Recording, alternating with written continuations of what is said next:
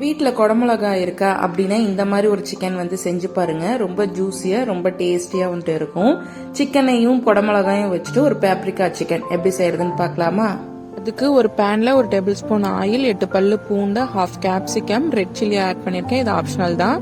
ஒரு வெங்காயம், ஒரு தக்காளி ஆட் பண்ணி நல்லா வந்து இந்த அளவுக்கு வதக்கினதுக்கு அப்புறம் பேஸ்ட் பண்ணி எடுத்து வச்சுக்கலாம். இப்போ 1/2 kg சிக்கன்ல salt, pepper, chilli powder, half லெமனோட ஜூஸ் வந்துட்டு ஆட் பண்ணி நல்லா வந்து மேக்னேட் பண்ணி வச்சுக்கலாம். இப்போ வந்து அரைச்சி வச்சிருந்த பேஸ்ட்டையும் வந்து இதுலயே வந்துட்டு ஆட் பண்ணி ஒன் ஹவர் வந்து மேக்னேட் பண்ணி எடுத்து வச்சுக்கோங்க.